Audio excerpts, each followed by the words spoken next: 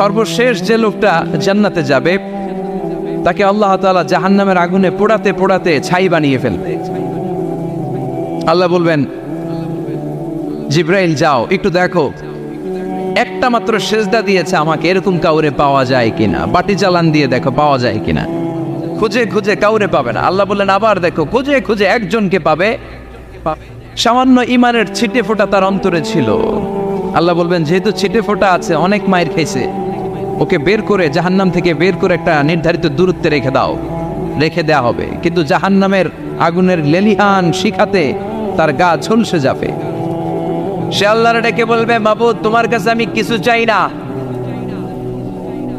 জাহান্নাম থেকে তুমি আমাকে বের করেছো, জীবন নদীর পানি তুমি আমার গায়ের মধ্যে ঢেলে দিয়েছো, আমি আবার সজীবতা ফিরে পেয়েছি। আমি তোমার কাছে জান্নাত চাই না, শুধু নিরাপদ একটা দূরত্বে আমাকে রেখে আসো, যাতে জাহান্নামের আগুন আমারে কষ্ট দিতে না পারে।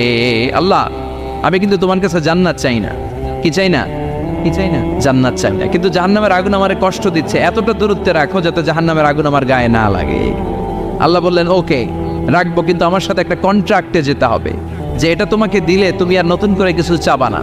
সে বলবে আমি রাজি, কন্ট্রাক্ট হয়ে যাবে। আল্লাহ জিব্রাইলকে বলবেন যাও এমন দূরত্বে রাখো যাতে জাহান্নামের আগুন ওরে কষ্ট না দেয়। রেখে আসা হবে, অনেক দিন সে ওখানে আনন্দে থাকবে, আল্লাহ শুকরিয়া করবে। সে মনে মনে বলবে বেঁচে গিয়েছি, আমি বেঁচে গিয়েছি, জীবনে আর কিছু চাই না। জাহান্নাম